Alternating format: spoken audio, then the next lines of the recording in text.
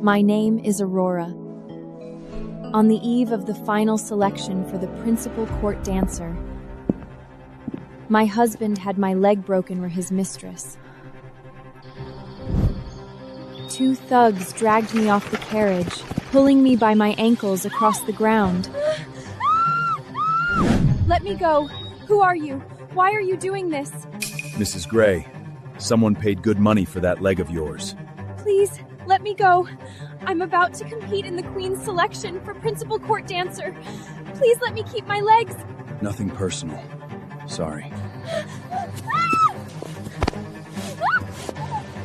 The iron bar went up. The first strike came down on my shin. My scream sent crows flying from the trees. A second strike. A third. I heard my own bones break. Damn, that leg's tough. The iron bar fell onto the dead leaves. Then he lifted his foot and stomped on my knee.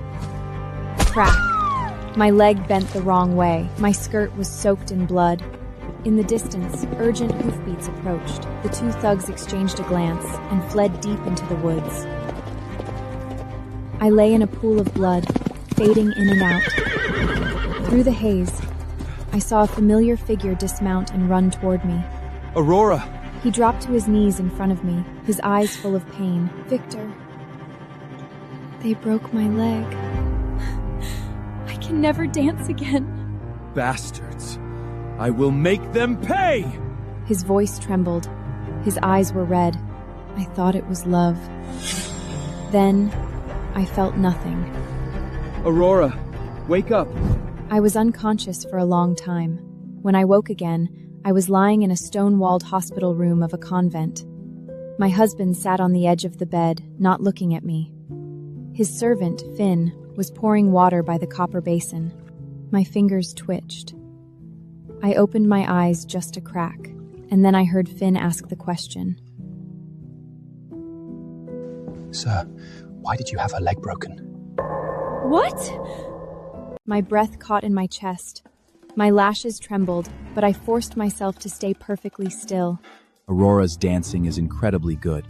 If I don't cripple her leg, how can Serena win the Queen's honor? Serena's father asked me on his deathbed to take care of her. I have to help her achieve her dream of becoming principal court dancer. Footsteps approached from outside the door. Victor stood up. I'm going to see the abbess. You go find Dr. Barber and ask about my wife's condition. The door closed. I opened my eyes, tears sliding down my temples into my ears. Victor, I never imagined it was you who hired those men to kidnap me and break my leg. I wiped away my tears and pushed myself up. I would write to my father. I would have all of you murderers hanged. I grabbed the bell rope by the bed. Before I could pull it, the door opened again. Victor hurried in. Aurora, you're finally awake. I've already sent for the best physician in the capital. You're going to be fine. He sat by the bed and gently took my hand. I stared into his eyes. That face had smiled at me every day for 3 years. Aurora, why are you looking at me like that? I didn't answer, because just then, a man in a black robe walked in. Domina, habenamo tuai provetti evecti, cres sinestram multiplico fractoets. Selva curationo agbleta, recuperasia ad uno potes fimis. It seemed there was still hope for my leg. I stared at Dr. Barber, feeling my heart start to beat again. Me dice uria me latina non logrestet, mi tantemis indica. He didn't know I understood Latin. As the daughter of the Duke of Lorraine, I'd had a Latin tutor from age 6. Sinamo curatio defestist, quasi defestist. Nomnas iter morstai apoterit. My heart sank again. Then Victor was silent for a moment, then turned to look at me. Don't worry, Aurora. I'll make sure the doctor heals your leg. His face was gentle again. Maybe he regretted it. Maybe it was all a moment of madness. Medice, vollo curasielion defiter. Medice, vollo curatione defexter. My body went rigid on the bed, so he didn't regret it. His promise to heal me was the last lie he would ever tell me. I thought back to 3 years ago, dragging my luggage out of the Duke of Lorraine's castle. My father stood at the gate. He said that I walked out that gate that day, I would no longer be his daughter. I apologized to my father and told him that I loved him. For Victor. I had given up my identity as a duke's daughter. And now he stood by my bed, telling the doctor not to treat my broken leg. Father, I'm sorry. I was wrong. I will find a way to come back to you, no matter what. Skise squalovorire, sicurazione de fest, vita tala numma ipstare poteris. 300 aurios tibedalto. Factantumque judem. Dr. Barber glanced at me, then nodded at Victor. I clenched my fists. My nails dug into my palms.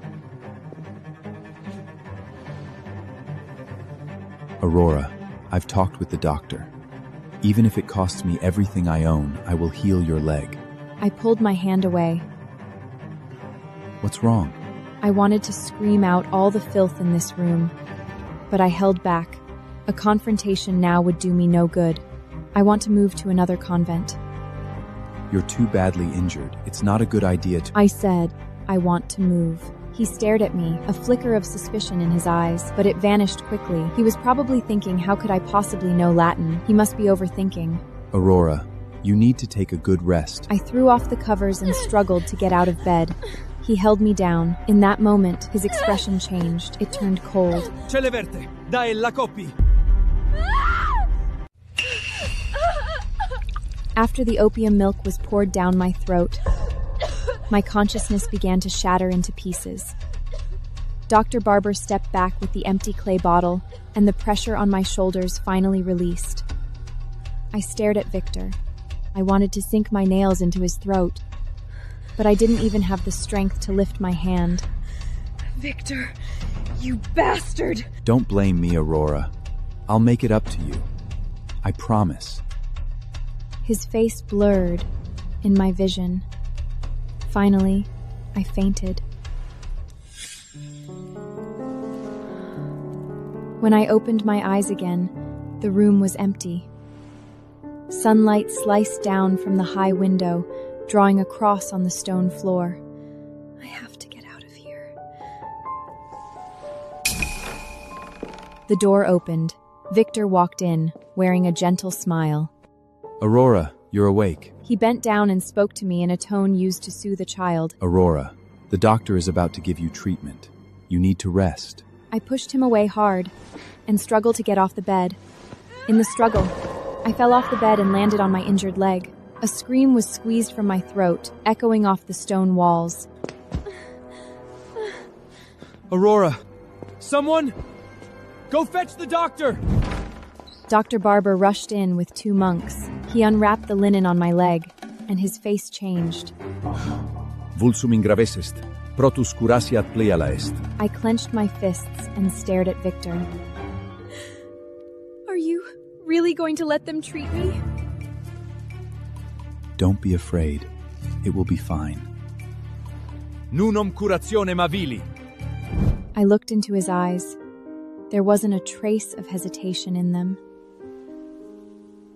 Victor, from today on, you are no longer my husband. The monks lifted my wooden bed. I stared at the stone vault above as I was wheeled out of the room. Victor waited in the corridor. When Dr. Barber came out of the ward, he immediately went up to him. Medice, cuma successe curatia? Dolium, curatia defessit. I lay on the wooden bed as the monks pushed me out. My eyes were open, staring at the vault. The Virgin Mary was painted on the ceiling, smiling at me.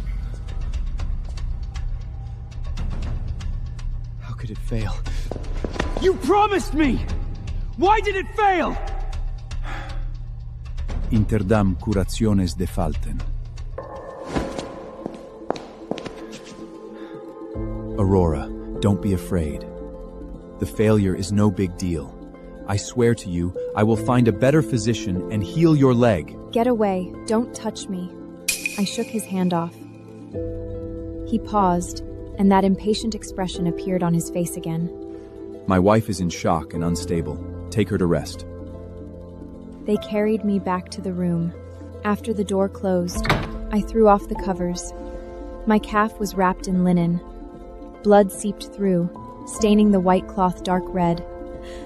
Voices began to echo in my head, like funeral bells ringing in a church, one after another. Don't worry, Aurora. I'll make sure the doctor heals your leg. Mediec, volo curasation de flicker, dolium, curatia defecit. My leg was completely ruined. I would never stand again. I would never dance again.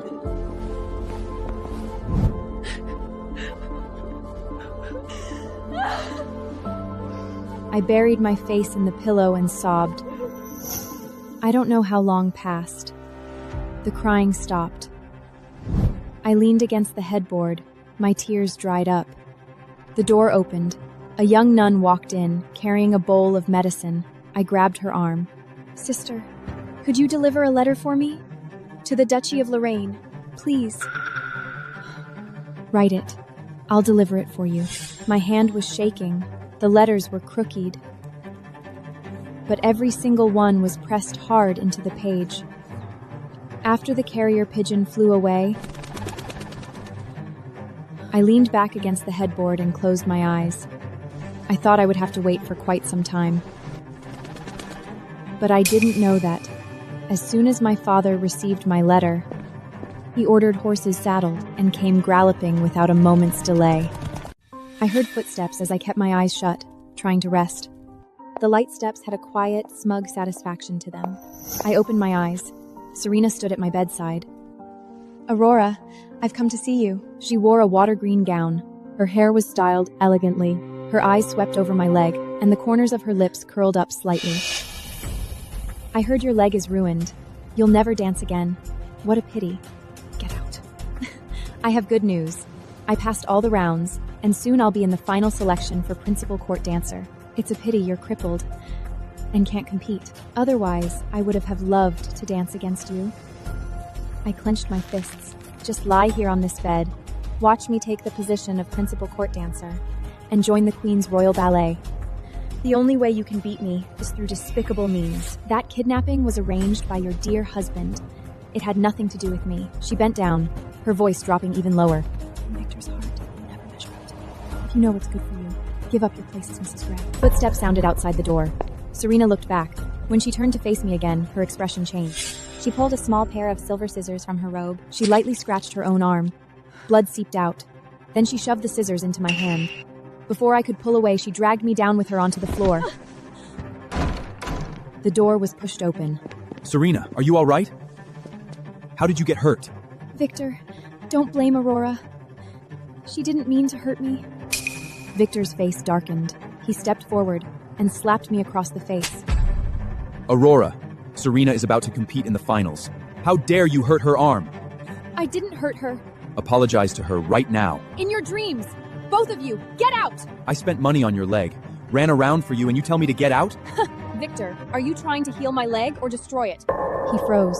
In that moment, suspicion flickered in his eyes again. Aurora, why would you think that? Victor, I'm so dizzy. Before he could finish, Serena suddenly went limp and leaned against him.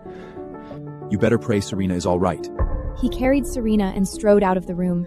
I sat on the cold floor, the handprint still burning on my face, the taste of blood at the corner of my mouth. The door closed in front of me. His footsteps faded down the corridor. I pulled myself up from the floor, my nails scratching a white mark on the stone floor. Father, have you arrived yet? Victor carried Serena in long strides toward the examination room. She leaned against his chest. At the other end of the corridor, heavy footsteps marched in unison across the stone floor. 2 rows of guards in chainmail cleared the way. The man at the front had graying hair and a stern expression. His gaze swept over Victor without pausing. He strode toward the direction of the ward. Victor stepped aside to let him pass, then looked back. That's the Duke of Lorraine? What is he doing in a place like this? I sat on the floor. My leg was pressed against the ground. Pain, beading sweat on my forehead. But I couldn't stand. The door was pushed open. I thought it was Victor again. I looked up and saw my father's face. Where's your husband? You're in bad shape, and he doesn't care for you? I threw my arms around my father's waist. I buried my face in his cloak. His cloak smelled of pine resin and horses. That was the smell of home. Father, I should have listened to you. I shouldn't have broken your heart. Dear, I never blamed you. He bent down and wiped the tears from my face with his rough thumb. Tell me exactly what happened. I told him everything, from the Blackwood Forest to the convent, from the iron bar to the failed treatment. My father listened, his expression hardening. Victor dared to do such a thing. I'll go cut off his head right now. Father, I want to take revenge myself. He looked at me, then his eyes filled with pride. That's my daughter. Don't worry, I'll find the best physician to heal your leg.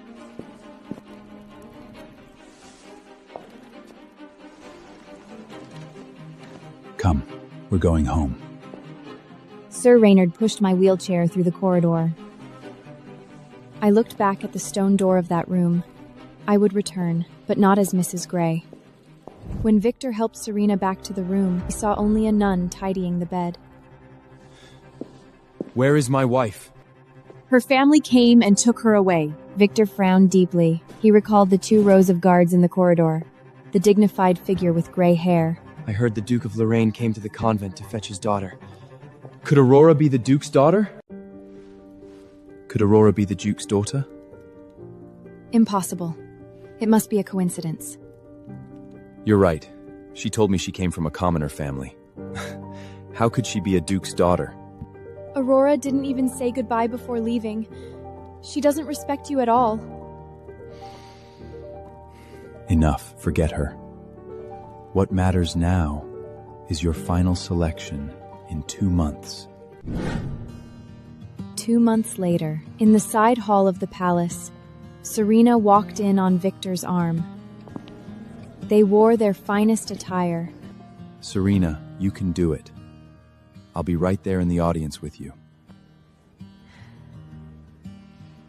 You're so good to me, Victor. You've been practicing with me every day for 3 months. Maybe you should go and bring Aurora back today. Let her reflect on herself out there. Today is your big day. I have to be here with you. I want to see you win the position of principal court dancer. Serena nodded firmly. They walked together towards the center of the hall. There stood the herald, with several waiting dancers before him. The herald looked at the few dancers standing before him and frowned. Time is almost up. Why is one person missing? Aurora's leg is broken. She can't compete. That can't be right. I received a reply from Aurora yesterday. She said she would be on time. I'm Aurora's husband. Her leg is crippled. She can't compete. Time is running out. Don't delay everyone's schedule. The herald looked at the hourglass in the corner. The last few grains of sand slipped through the narrow neck.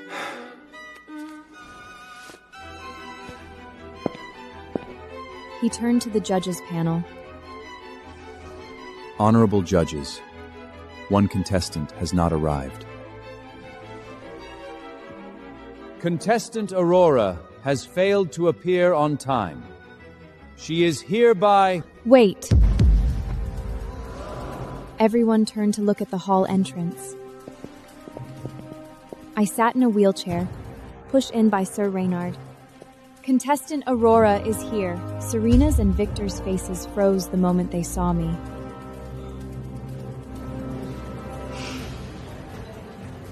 Victor hurried over. His face was full of disbelief. Aurora, weren't you at home recovering? Why are you at the palace? And who is this? Aurora, did you bring a friend to cheer for me? I glanced at them, didn't answer. I just looked at the judges' panel. Honorable judges, contestant Aurora requests to compete. The head judge nodded. He made a mark on the parchment roll. Aurora, how can you compete in a wheelchair? Go home. After the selection, I'll find you a better physician and heal your leg. Heal my leg? I think you want to completely ruin my leg. Whispers rose in the hall. Victor's face turned sour. Just then, a middle-aged man walked over. He wore a robe embroidered with gold thread. Aurora, what happened to your leg? My wife is crippled. She can't compete. Crippled? I was hoping you would become principal court dancer and join the Queen's Royal Ballet. What shall we do? Don't worry, my lord. I can compete. Aurora, stop this nonsense. You can't even stand. How will you dance? Serena is also very talented. She can become principal court dancer and join the Royal Ballet. Serena, then it's up to you. I will not let you down. All contestants, please prepare and take the stage in order. The dancers filed into the side hall. Sir Reynard pushed me behind them. After I was pushed into the side hall, Victor went to a corner and asked Dr. Barber, who was also present. Medici, certus est augoras numas iter mostare posis. Pronstos certosum, illa numas staiat. A satisfied smile appeared on Victor's face. He looked at Serena. Serena, this victory is undoubtedly yours. The first dancer took the stage. Harp music began, and she danced to the melody. When she finished, the judges raised their wooden plaques one by one. 6, 8, 7, 6. The second dancer, 6, 6, 7, 6. The third dancer, 8, 9, 9, 8. Applause broke out. Serena stepped onto the stage. The harp music was melodious. She danced gracefully on stage, her skirt spreading like ripples of water. The judges nodded repeatedly, some giving her a thumbs up. I watched her spin on stage. A cold smile curled at the corner of my mouth. The music stopped. Cheers and applause nearly lifted the vaulted ceiling. The judges raised their plaques, all nines. Serena bowed and left the stage. Victor eagerly went up to her. Serena, you were amazing. You are the brightest star tonight. Serena acted bashful, then turned to look at me. Aurora, why do you look so unhappy? Are you upset that I scored all nines? 9. Is that supposed to be high? The smugness on Serena's face instantly froze. She walked over to me, bent down and put her lips close to my ear. A cripple like you who can't even stand. What gives you the right to look down on me? Who told you I'm a cripple? Aurora, just accept reality. Go home and recover. Try again next year, all right? No. Sir Reynard pushed my wheelchair toward the back of the stage. As I passed Serena and Victor, I heard them laughing. Go ahead and laugh while you still can. I was pushed behind the curtain. The audience gradually quieted down, everyone staring at the curtain, waiting for a long while. Why isn't Aurora coming out? What is she doing? Don't worry. She can't even stand. The victory is definitely yours. Just then, the curtain opened.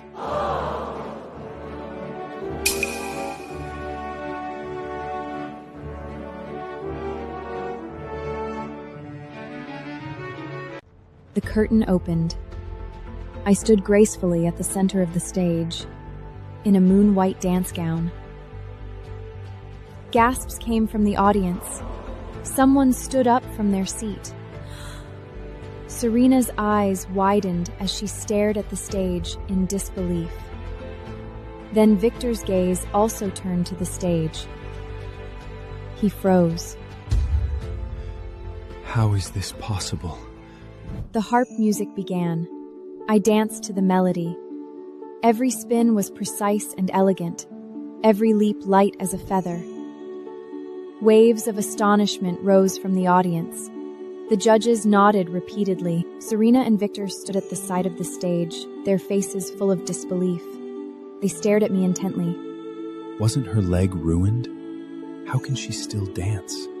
She dances even better than before. Serena stared at me. Then she suddenly turned and quietly left the side stage. Serena found the court musician behind the seats. She slipped a gold coin into the musician's hand. Change the piece. Do as I say. I continued to dance on stage. Serena returned, standing in her original spot, a cold smile on her lips. Just then, the harp music stopped without warning. Confusion filled the hall. Then, a completely unfamiliar piece began to play. The rhythm was chaotic, completely out of step with court dance. What happened to the music?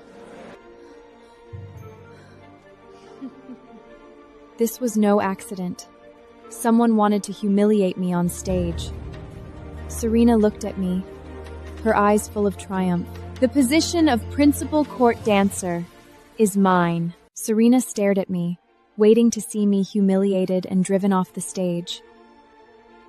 The moment the music changed to an unfamiliar piece, I did pause for a beat.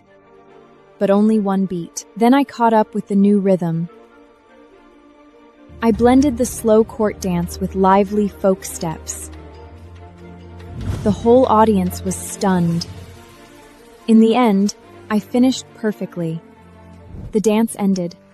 The entire audience rose to their feet. Applause rolled under the vaulted ceiling like thunder. I saw Serena's face turn pale. Genius. She's one of a kind when it comes to talent. 10.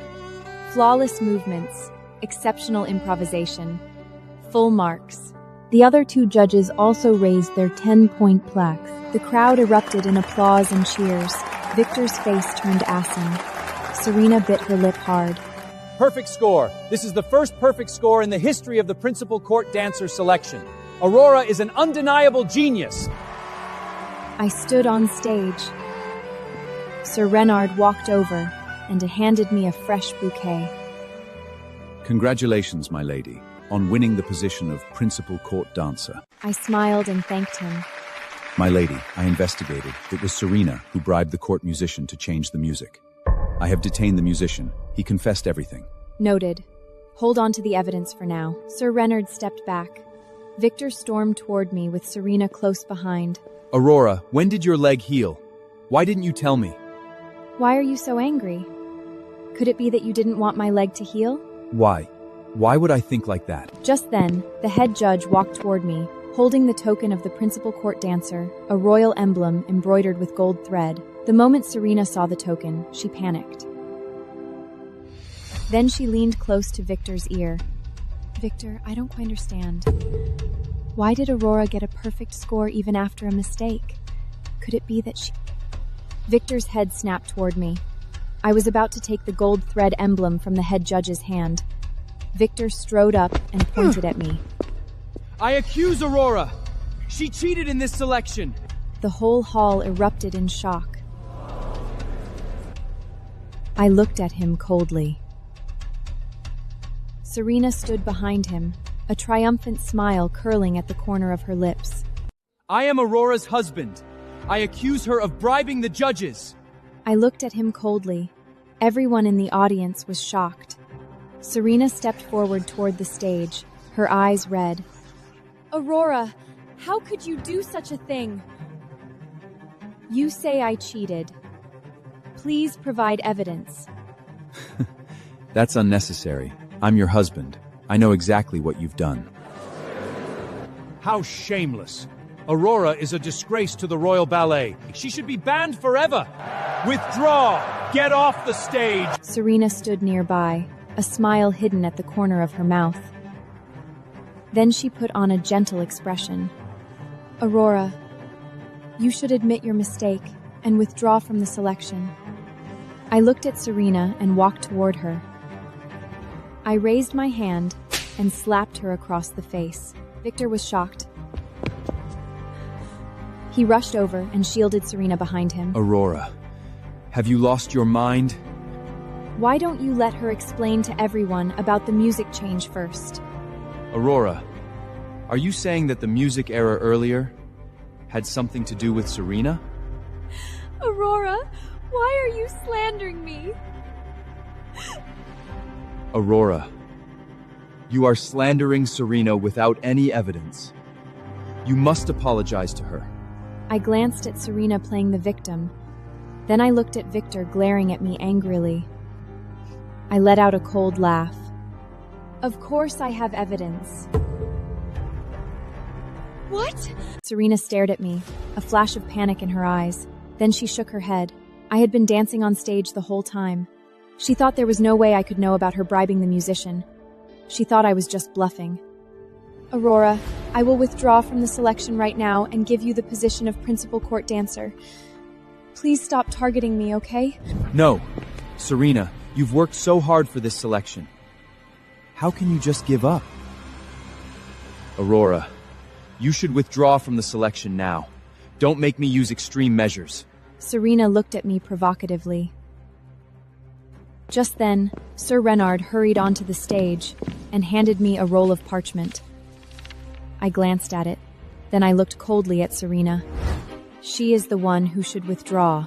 I raised the parchment in my hand and slapped it hard onto Serena's face. She staggered back in pain. The head judge and the nearest dancer picked up the parchment, unfolded it, and read it. So it was Serena who bribed the court musician. Serena, did you do this?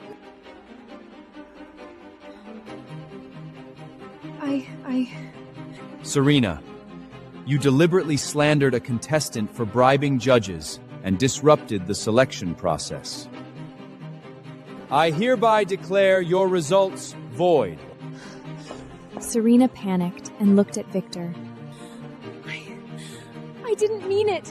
I just wanted so badly to join the Queen's Royal Ballet. Victor, you said you would help me. I will help you. Aurora, say something for Serena. Thank you, Your Honor, for upholding justice.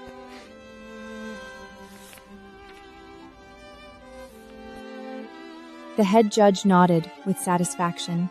He placed the gold thread emblem and the invitation to Royal Ballet into my hands. Congratulations. I took the emblem and the invitation, turned to look at Serena, and waved them in my hand. She covered her mouth and ran out of the side hall crying. Victor gave me a fierce glare. He turned and ran after Serena. I watched his figure disappear beyond the hall doors and smiled coldly. Just wait. This is only the beginning. As soon as I stepped into the castle hall, my father came up to me. Dear, congratulations on becoming principal court dancer.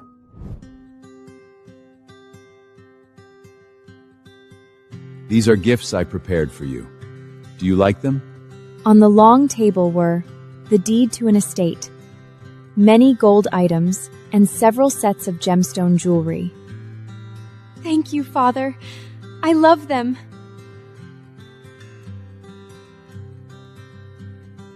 Just then, a carrier pigeon landed on the windowsill.